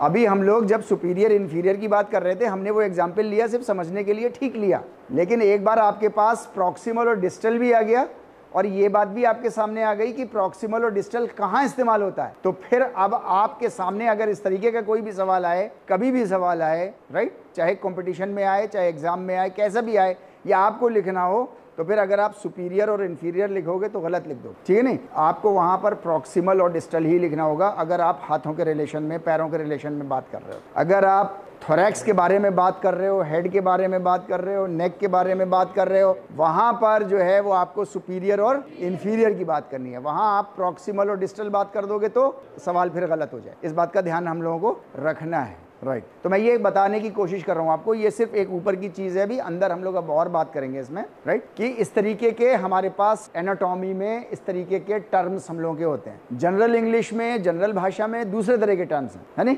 एनाटॉमी में, फिजियोलॉजी में आपको जो है वो अलग तरीके के टर्म्स हैं। ये टर्म्स हमको ज़रूर मालूम होने चाहिए, और भी प्रोसेसेस सारे ही मालूम होने चाहिए, लेकिन ये इन टर्म्स के बारे में हमको जो है वो बहुत ज़रूरी है जो हमको पता हो। राइट, सबसे पहले हम लोग बात कर रहे हैं एनाटॉमिकल पोजीशन की। एनाटॉमी जब भी पढ़ी जाएगी, जब भी, अच्छा एनाटॉमी किस पे पढ़ी जा रही है? डाइसेक्टिंग एलिमेंट के ऊपर पढ़ी जा रही है, जिसको डाइसेक्ट कर रहे हैं। अच्छा, डाइसेक्ट किसको कर रहे हैं? कैडेवर को कर रहे हैं, ठीक है नहीं? राइट, ये जो कैडेवर है इसको रखने का कोई एक सिद्धांत होगा, एक प्रिंसिपल होगा, इसको रखने का एक उसूल होगा। राइट, उसको बोलते हैं एनाटॉमिकल पोजीशन। वो एनाटॉमिकल पोजीशन कैसी होती है उसको आप लोग थोड़ा अच्छे से समझ लीजिए। मैं यहाँ पर एक इमेजिनरी उससे बस आपको बता रहा हूँ। दोनों पैर आपके हिप का जो विड्थ है, राइट, उसके बिल्कुल समानांतर, ना तो बाहर, उससे बाहर भी नहीं, और उसके बिल्कुल चिपकी भी अंदर भी नहीं। राइट, हल्का सा विड्थ के हिसाब से आपके पैर, पंजे ऐसे नहीं, एक दूसरे के पैरेलल। एनाटॉमिकल पोजीशन कैसी होनी चाहिए, हम नीचे से शुरू कर रहे हैं, ठीक है? जब आप इस तरीके का पैर कर लेंगे, बॉडी ऐसे सीधी खड़ी हो जाएगी आपकी। राइट, आपकी नज़रें अर्थ से 90 डिग्री एंगल पे, अर्थ से 90 डिग्री, यानी कि बिल्कुल सामने वाला जो सीधा पॉइंट है उसको आप देख रहे हैं। ऐसा पॉइंट और ऐसा पॉइंट, ये 90 डिग्री है ना? राइट, ये बिल्कुल सीधा देखता हुआ, ठीक, इतना हो गया आपका, यानी कि पैर हो गए। बॉडी तो आपकी सीधी रहेगी, ये सर इधर नहीं झुकेगा, इधर नहीं झुकेगा, कोई कंधा ऐसा नहीं होगा, कुछ नहीं, स्ट्रेट, जैसे भी स्ट्रेट आप खड़े हो सकते हो अंडर नॉर्मल सर्कमस्टांसेस, जैसे भी, वो आपकी एनाटॉमिकल पोजीशन होगी। अगर कोई नेचुरल, कोई पोस्चरल डिफॉर्मिटी है, means for example postural deformity ऐसी है, वो भी एनाटॉमिकल पोजीशन उसकी होगी नेचुरल। अगर किसी की पोस्चरल डिफॉर्मिटी अगर नहीं है तो नो प्रॉब्लम एट ऑल, जैसा भी सीधा खड़ा हो सकता है वैसा सीधा खड़ा, नजरें 90 डिग्री पे बिल्कुल सामने, ये हाथ साइड में हैंगिंग, और सामने की तरफ जिधर आपकी नजर जा रही है ना, उधर की तरफ आपके पाम, ठीक है नहीं? राइट, अब आप जरा खड़े हो जाइए सब लोग एनाटॉमिकल पोजीशन में। मेज़ कुर्सी आगे पीछे कर दी है अपनी, हाँ, बाहर निकल आइए, बाहर निकल आइए, जो लोग बाहर निकल सकते हो बाहर निकल आइए, शाबाश। खड़े हो जाइए, एक दूसरे के पीछे खड़े हो जाएं, छुप जाइए, कोई बात नहीं, एक दूसरे से खड़े होइए, निकाले निकाले निकाले, शाबाश। एनाटॉमिकल पोजीशन में आ जाइए सब लोग, एनाटॉमिकल पोजीशन में। राइट, अभी आप हाथों को ऐसे, अभी डिफरेंस आप देखने की कोशिश करिएगा। दोनों पैरों को तो वैसे ही कर लिए समानांतर, ठीक है नहीं? राइट, दोनों पैर पैरेलल एक दूसरे के, ठीक है? सीधा देखिए, बिल्कुल कहीं और नहीं देखेंगे, मेरी तरफ भी नहीं देखेंगे। अगर किसी की नेचुरल मेरी तरफ पड़ रही है तो ठीक है, आंखें भी इधर उधर, नजरें भी ऐसे ऐसे नहीं घुमाएंगे, आप सीधा देखिए, बिल्कुल सिर्फ कानों से सुनिए। हाथों को साइड में हैंग कर लेंगे, और जिधर आपकी नज़र है उधर की तरफ आप पाम कर देंगे, और फिंगर्स आपकी बहुत स्लाइटली, बहुत पुश नहीं करेंगे ज़ोर से, कि बिल्कुल सीधी हो जाए, है ना? बिल्कुल नॉर्मल सर्कमस्टांसेस में इसको ऐसे ही रखिए और सामने ऐसे कर लीजिए। जब आप हाथों को, एक बात नोट करिए अपनी बॉडी में ही, ठीक है? आप अपने पाम्स को जब आप नज़रों की तरफ किए हुए हैं तो आपके हाथ आपकी बॉडी से अलग है, राइट और रॉन्ग? ओके, अभी आप हाथ अंदर कर लीजिए, अभी ये वापस चले जाएंगे, फिर करिए, ठीक है नहीं? तो हमारा ये पाम जब जिस वक्त सामने की तरफ होते हैं तो हमारे हाथ ऑटोमेटिकली बॉडी से थोड़ा सा अलग हट जाएंगे, राइट? ये हमारी एनाटॉमिकल पोजीशन होती है, this is called anatomical position, right? जब भी कैडेवर पे हम लोग डाइसेक्शन करना शुरू करते हैं तो सबसे पहला जो प्रिंसिपल होता है वो ये कि कैडेवर को, अरे बाबा एनाटॉमिकल पोजीशन में रहो यार, कान से सुनो, मुझे मत देखो, जिसकी नज़रें मेरे ऊपर पड़ रही हो, ठीक है, कैमरे की तरह मत हो जाओगी कि जैसे ये घूमता जाता है ऐसे आप भी घूम रहे हो, फायदा क्या है, सामने देखते रहो, राइट? सबसे पहला प्रिंसिपल है कि कैडेवर को हम कौन सी पोजीशन में रखें? एनाटॉमिकल पोजीशन में रखना है सबसे पहले उसको, और उसका एनाटॉमिकल पोजीशन इस तरीके की है जैसी आप इस वक्त खड़े हुए हो। आप इमेजिन करो जैसे आप लेटे हुए हो, आप कैडेवर बन गए हो, जो कि बन ही जाओगे कभी ना कभी जीवन में, ठीक है नहीं? राइट, वापस, थैंक यू, जाइए अंदर बैठिए।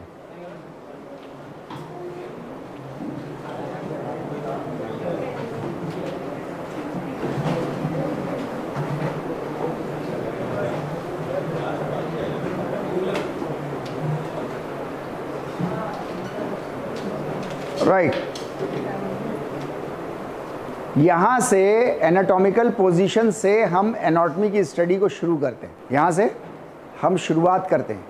अब इसके रिलेशन में, एनाटॉमिकल पोजीशन के रिलेशन में हमारी सारी proximal, distal, superior, inferior, medial, caudal, rostral, जो कुछ भी आएगा अभी वो सब एनाटॉमिकल पोजीशन के रिलेशन में आएगा। यहाँ तक बात क्लियर है बिल्कुल? राइट। अभी डायरेक्शनल टर्म्स बहुत सारे हैं, इनको फुर्सत से देखते रहिएगा आप लोग, है नहीं? वेंट्रल, अगर कोई चीज़ पेट की तरफ आ रही है दैट इज वेंट्रल। वैसे आप बोलोगे कि football is coming towards my belly, लेकिन एनाटॉमी में आपको बोलना हो कि football was travelling towards ventral. Ventral बोला तो पेट की तरफ आ रही थी, सीने की तरफ नहीं जा रही थी। इसका मतलब थाइस की तरफ नहीं जा रही थी, पेट की तरफ आ रही थी, ठीक है नहीं? राइट। डॉर्सल पीछे की तरफ है, पीछे का हिस्सा, है नहीं? I am unable to see the dorsal side of my students, ठीक है नहीं? बैक हिस्सा जो है वो नहीं दिखाई दे रहा, फ्रंट का हिस्सा सामने दिखाई दे रहा है। रोस्ट्रल, अगर कोई चीज नाक की तरफ है then it is rostral. Caudal, अगर आपकी लास्ट वर्टिब्रल कॉलम की तरफ है towards your tail, right, then it is caudal. Then superior, lateral, medial है ये, दिस इज मीडियल, मीडियल से अवे जितना जाता जाए दिस इज लेटरल, है नहीं? वो एक एक्सरसाइज भी होती है ना, ऐसा लेटरल करते हैं उसको, लेटरल रेजेस बोलते हैं, right? Lateral, medial towards the middle, ये तो लेटरल हो गया। और जब ये हाथ वापस आएगा तो मीडियल, अब ये मीडियल की तरफ आ रहा है वापस, है नहीं? Right. Bilateral, both side, by मतलब बोथ, दो, यूनी मतलब एक, कहते हैं ना यूनिक, यूनिक है, यूनिक मतलब एक है, वो तो बिल्कुल अकेला, right? By, try, quadri, penta, hexa. अब ये भाषा एक अलग तरीके की भाषा है, आती है आप लोगों को थोड़ी बहुत, राइट? इप्सिलेटरल, सेम साइड की, ये हाथ और ये पैर। आप एनाटॉमी के स्टूडेंट हैं, अगर आपको अपने किसी को आप एक्सरसाइज करा रहे हो, कुछ कह रहे हैं, तो आपको कहना है कि इप्सिलेटरल मूवमेंट करेंगे अब हम। तो इप्सिलेटरल मूवमेंट करेंगे तो मतलब एक किसी साइड से शुरू करेंगे, तो we will start the right ipsilateral movements. तो राइट इप्सिलेटरल जब भी होगा तो फिर आधी बॉडी इधर की और फिर आधी बॉडी इधर। अच्छा, इसी का एक उल्टा होगा कंट्रालेटरल। कंट्रालेटरल मतलब एक हाथ और इसका अपोजिट पैर, है नहीं? ठीक है नहीं? तो इसे कंट्रालेटरल हम लोग बोलते हैं। तो इस तरीके के आपके कुछ डायरेक्शनल टर्म्स होंगे, इन टर्म्स को आप लोग जितना रिवाइज करेंगे तब ये याद हो पाएंगे, ठीक है नहीं? रिवीजन पे कहीं आगे के सेशनल में फंस जाएं, इससे पहले मैं आप लोगों को थोड़ा सा वार्न कर रहा हूँ कि इसका रिपीटिशन आपको बहुत ज़रूरी करना होगा, राइट? Inferior, right. क्लास ख़त्म करें या अभी थोड़ी देर और चला लें? ख़त्म कर दें?